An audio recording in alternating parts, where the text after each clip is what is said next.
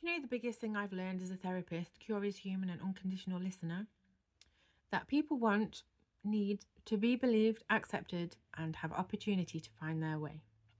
No one wants to be controlled, dismissed, dependent, unable to independently manage their daily lives, or restricted from following their curiosity. For some people, they have no choice but to seek and accept support in their daily lives, sometimes 24 hours a day, and having an inkling of the emotional work that goes into finding and allowing that support is a great place to start to build empathy. The grief that arises from once being a capable, independent adult to someone that loses some of their abilities to control their body or go where they used to be able to or do the things they used to be able to is profound, hidden and underappreciated. Accepting I'm making a generalization and that to every statement there are exceptions. Not one human being wants to need support to do either everyday tasks or to do the tasks they were previously able to.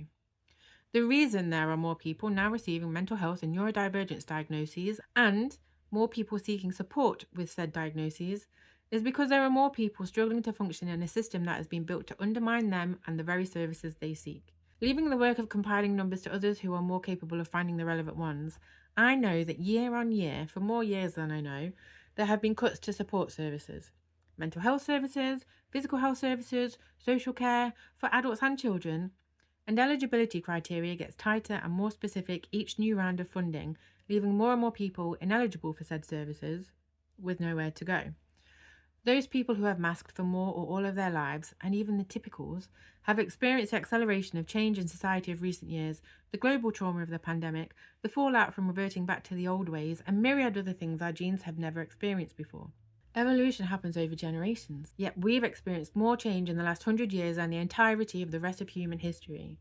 Our bodies, minds, spirits, systems, and communities don't know how to cope with it. We're acutely aware of the expectation that we do cope with it, though.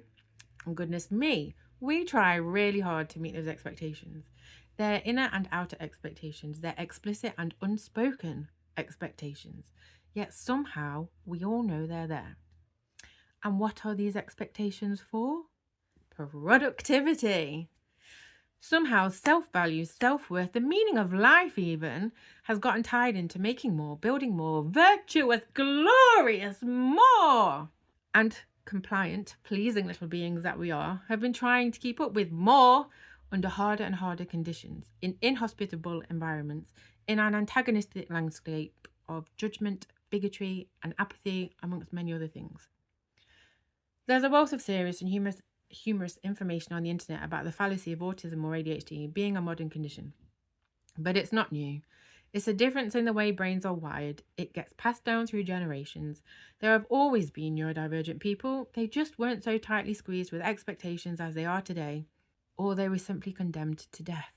One day, we'll reach the maximum number of people diagnosed with autism or ADHD or dyslexia or dyspraxia or dyscalculia or something similar, because these are due to physiological development in the womb. With the inequalities in society now, however, the rise of fascism, the erasure of human rights, the denial of war crimes, the escalation in extreme weather events, amongst all the other disgraceful things happening, it is increasingly possible that 8,260,389,706 mental health conditions will be diagnosed. And that would be if we just had one each. When of course we know there are many comorbidities for many people, because when one thing goes wrong, more usually follows. But that's preventable, as long as people are believed, supported, and encouraged to follow their curiosity.